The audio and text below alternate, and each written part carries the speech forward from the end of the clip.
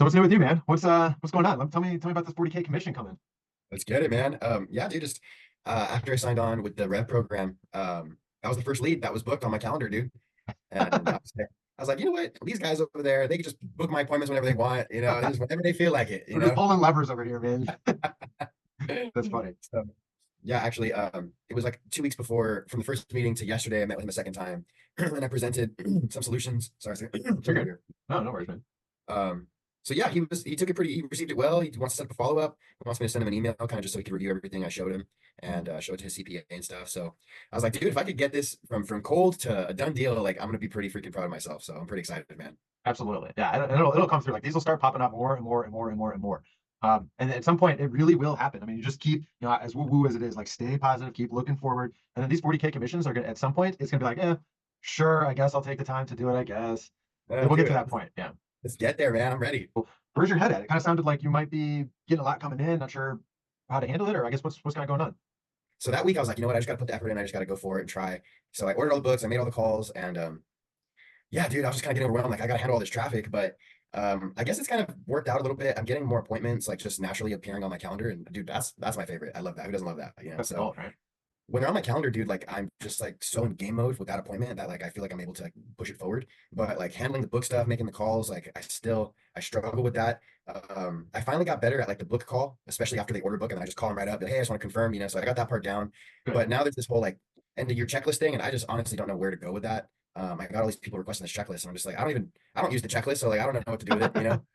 Um, to have a lead magnet, somebody's going to ask you for that thing. It's not best practice to just give it to them and then hit them up later. It's best practice to have a conversation and then send them that lead magnet. So if you're sending a PDF, a book, like anything, I would always, when somebody requests it, reach out over the phone, text them, email, whatever, and just like, did you get the thing? Okay, cool. What made you interested? What got you interested? Doesn't matter what it is. Every single thing can pretty much be that exact same process.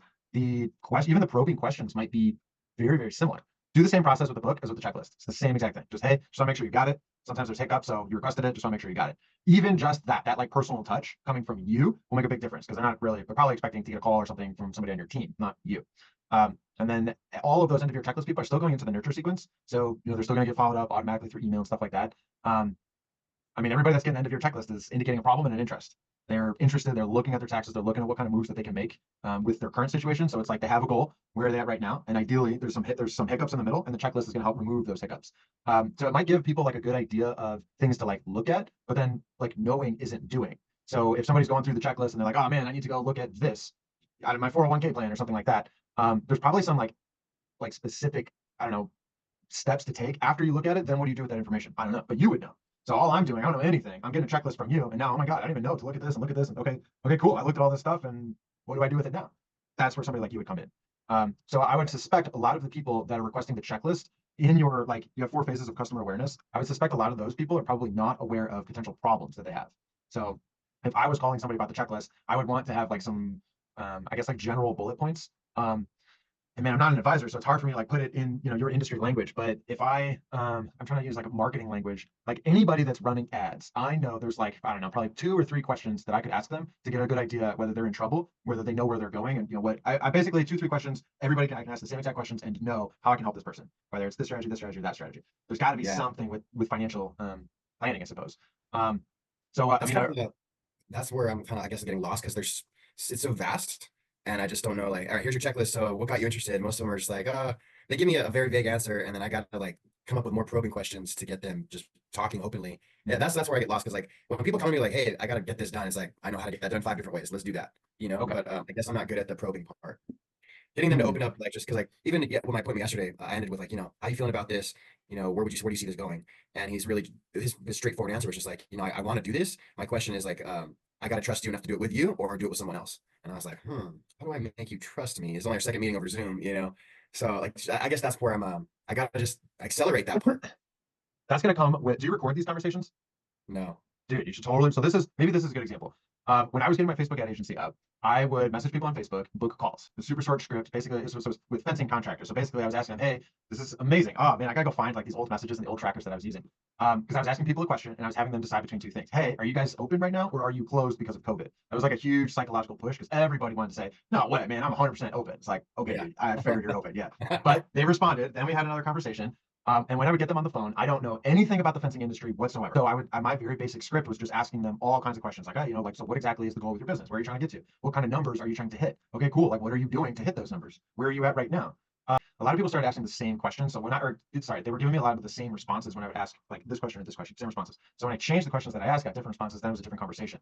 And so when I asked them like, okay, cool. So your goal is you want to make $1 billion. Okay, cool. Like on average, how many calls are you booking? How many sales calls are you booking a week? Okay, cool. I would ask them like, what else are you doing? So like, what are you doing? Like, what are you doing right now to get there? Like, you just told me your goal. Awesome. What are you doing right now? That question, a lot of times they would tell me this, they tell me this, they would say this and this and that. Every single time it was, okay, cool. That's awesome. Have you ever heard of Google My Business? And sometimes they said, yes, oh, we have one. I was like, okay, cool, like awesome, because it's free, like people charge thousands of dollars. I would, just take it for what it's worth. I would put emphasis on optimizing your GMB, your Google My Business, as opposed to doing anything on your website because it's free. It'll get you on Google, it'll get you ranking, it's all good. So yeah, I'll follow up with you, and that's where I kind of lost it. But the people that didn't know about Google My Business, that's where I got the trust immediately. So this is in the first phone call. Like we sent 4 messages back and forth on Facebook, and then when I just asked them, like, okay, cool, like what are you doing now? Whatever they said, I mean, if they said they're optimizing their Google My Business, then I would kind of have to change the way that I worded it. But you want to ask them like, what is their goal, and then what are they doing now? And then usually they're not going to do something that that they should be doing. Like That's what I they did won't. yesterday. Like I showed him a path that he wasn't aware of that Mhm. would still contribute to what he's doing, Perfect. and I feel like I earned some trust there. But just because it's such a large sum of money he'll be investing, he's just like, I gotta verify everything you're saying, you know. So send me everything you went over with me, and then we'll keep talking, you know.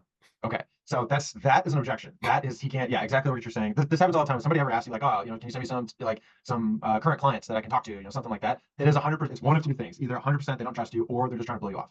Pretty much every single time. So if they're asking that and they're coming from the place of they don't trust you, then you're probably not asking the right questions. So that's what I'm saying, like record the calls because then you'll find new questions to ask. And I'll dig through some of my stuff too. But the trusting thing is usually going to come down to questions. So if you can, like when they get the checklist and then you ask them like, oh, okay, like what kind of got you interested? Whatever they say, okay, like, what's kind of the goal with that? Okay, where are you at right now with that? Okay, what's the hiccup? What have you tried before? Things like that. Um, if you can get some information from them and then repeat back to them their situation, and if you can do it better than they told you, that's when they'll trust you because then you guys are you're on the same path. They know that you know exactly what their situation is. So a lot of times it's kind of like reading between the lines, but as an advisor, you probably have a lot of conversations with people that are just kind of like bullshitting. They're just like saying stupid stuff. And you might be able to kind of read between the lines of what they're actually saying. That's what I would call out. So, man, what's an example?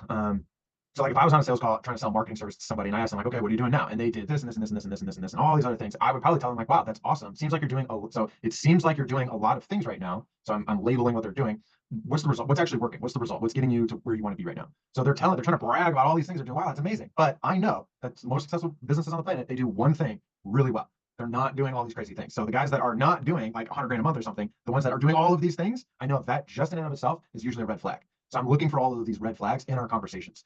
And then just repeating that back to them. Like, man, I hear you. It sounds chaotic. You got a lot going on. Some of the most successful businesses that I've ever been inside of, they're just really good at one thing. So with everything you got going on, what's the one thing that's really, bringing home the bacon? I In like that. conversations like that, yeah, really kind of playing the doctor to them. And it's honestly, it's coming like intention has a lot to do with it. So showing up to these calls with the intention of hearing them, understanding their problem, and trying to give value without receiving anything, assuming they're not going to be a client or that they're really not worth your time or they're just a buddy. You're doing like a good Samaritan act with them. A lot of times you will naturally speak in a way that's going to get them to trust you because you're not reliant on this sale. You're not, for lack of a better word, you're not desperate to close that person, and they'll pick up on that a lot of times. But usually, if somebody's saying like, "Oh yeah, I just got to verify," a lot of times we're just not asking the right questions. Nothing wrong with that. It's actually good to know that because now you know what to kind of hone in on. If I was you, I would have a list of a couple of questions. So the same way that like telemarketers have a script. If they say this, then you say this. If they say this, then you say this. I would have a list of kind of I don't know, general responses, I suppose, that always end in a question because that'll lead, to the next part of the conversation. But it just sounds like a question thing, which is cool because that's not too difficult to fix, I suppose. Yeah. You And know, it's also like I do feel like just he was just honest in the fact he just wanted to reference me, you know, and I don't have anything online. Like I'm a ghost, you know, so I wouldn't trust me either, honestly. Like well, so I was so, thinking, I don't know if I need to get some like reviews up or something, but bro, well, okay. Number one, do you have a Google My Business set up? I have this is what I have is you, Joe. Okay, okay, okay, okay. Are you Tyson gonna? said What's Tyson that? just said revenue share program. Like he's gonna be helping me get a website up soon, but that would be Okay, the extent of everything I have. okay, cool.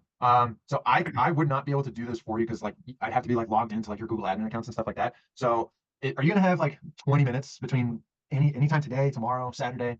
Just 20 minutes. Like is like later on today, or what are you thinking? Well, so I'm thinking like set a timer for 20 minutes and then Google how to set up a Google My Business and just set it up. It literally won't take you more than 20 minutes. And it's really basic stuff like what's the name of your business? What's the address? Who's going to be the admin? Stuff like that. but you should get Okay. a Google My Business, because then you can send that link to all of your clients and just say, hey, like, can you give me a 5-star review? And if you have, if you're just crushing with all these clients, then it should be no brainer. Like, I mean, if you send it to me, like, no problem. Yeah, 5 stars. This guy's freaking awesome. Like, hell yeah, everybody should work with him. And I can say that honestly because I know you. Like, you're super cool. Like, everybody should work with you. Yes, it's ethical. It's Oh, good. yeah, I thought I had to set up like a Yelp or a Trulia or something. No, no, Like, no, what no, do no. I Google My do? Business, because then when people start Googling you, your name or your business, or they find you on LinkedIn and they go through the grapevine to find your website or something, they'll inevitably come across your Google My Business and then they'll see those reviews.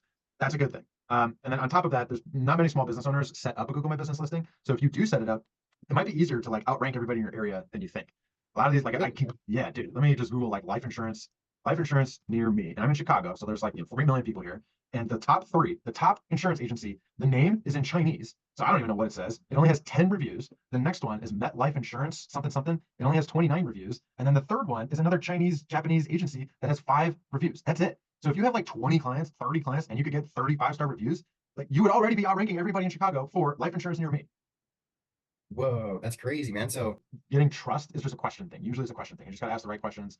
I would implore you to record your calls, because my Zoom meetings set to automatically record from the beginning, because I always was forgetting to like click record. So now it's like I'll record everything and I'll just like click stop recording, like, if we're getting off topic or something. And then if anybody asks, like it's internal training. Like I'm trying to, I would be vulnerable with them. Like, tell if somebody's kind of freaking out, like, oh dude, I don't want this recorded. Then like, okay, maybe don't record it, I suppose, or maybe you can transcribe it or get like an audio recording on your phone or something. But if anybody asks, I would just be honest and tell them, like, yeah, this is like for my internal training. Like, I'm recording this call. I'm gonna listen back on this call, and I'm gonna write down where were all the awkward pauses in our conversation. Where do I feel like I lost you in the conversation, and what was the question that I asked before that? So then the next call, I want to ask that question, because hopefully I don't lose them then.